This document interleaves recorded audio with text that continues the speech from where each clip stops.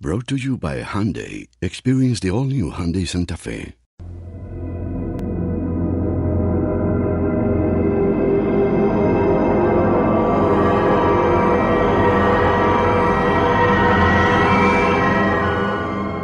Welcome to the official Lost podcast hosted by ABC.com. As this 6-episode arc winds down, the tension just winds up, and this week's episode, Every Man for Himself, is a Sawyer flashback, and it's a good one. That episode, of course, airs Wednesday, October 25th from 9 to 10 p.m.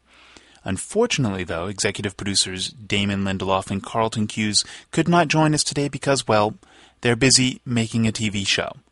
But fear not, we still have an interview with the actor who plays one of the two men of faith on the island, Adewale Akinnuoye-Agbaje.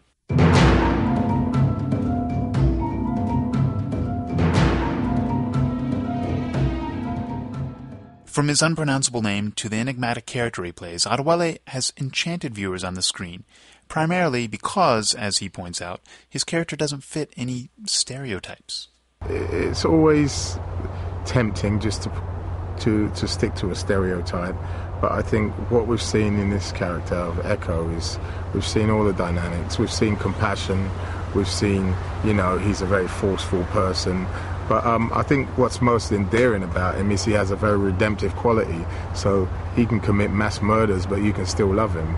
And I think probably the most rewarding is perhaps some of the stories, with the brother, because it really is a love story, and to see it come out of a killer, I think that dynamic is beautiful.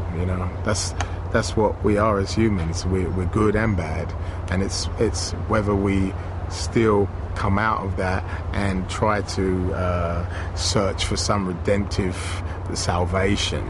I think that's what's nice about the character. So I come to visit you for the first time in 3 years, and you won't hear my confession. Monsignor would have said he failed to raise a proper Catholic boy. But why waste your time confessing? It won't help you. It won't? No. For confession to mean something, you must have a penitent heart. You and your guilt, Yemi.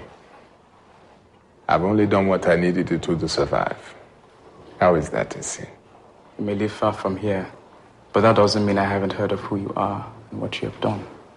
As we found out, though, some of Echo's backstory doesn't quite ring true.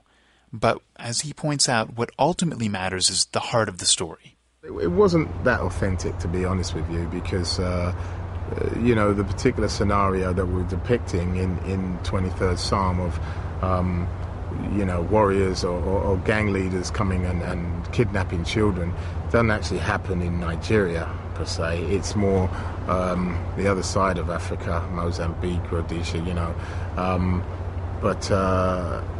I think what was important was the feeling, the emotion that it was trying to convey, and so you get creative license, to cut and paste, really, as it were.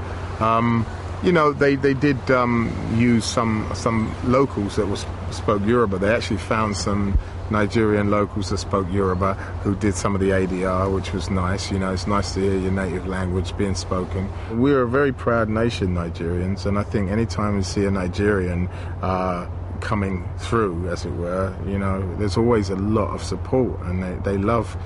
We depict the good and the bad, in that story. We had the brother that represented the righteous and Echo, who was conflicted but ultimately leans toward the good. And I think, because the dimensions weren't just one-sided, I think they were very happy about that. And my people were always happy just to see you do well. And it was a greatly well-received episode, not just from Nigerians but around the world, but particularly, from home. It's lovely.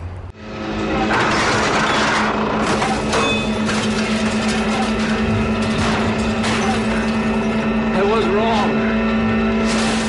Another thing that keeps Adewale interested in his character is the fact that he, or any one of his compatriots, could leave the show at any given moment.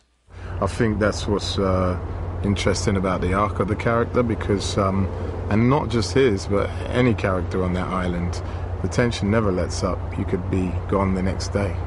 And I think that's a reality of the show. And I think that's what makes it dynamic, because week to week you don't know who's going, who's staying, or what new foreboding mystery or foe is developing on the island.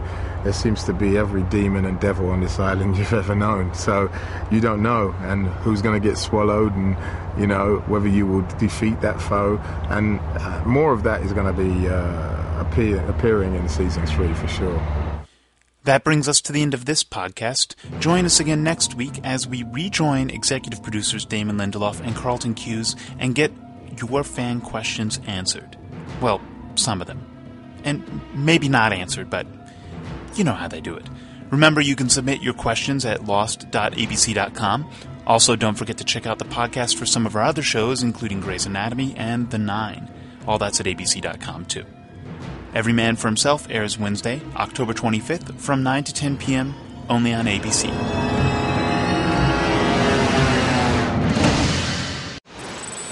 You're hearing the sound of America's most advanced assembly plant, but Honda and Toyota are only hearing footsteps. Because right here, Hyundai is building a better SUV, the all-new feature-packed Santa Fe, with standard safety features like electronic stability control and 6 airbags, and the protection of America's best warranty, 10 years, 100,000 miles, all for thousands less. The all-new fuel-efficient Santa Fe, only at Hyundai. See dealer for limited warranty details. Safety belt should always be worn.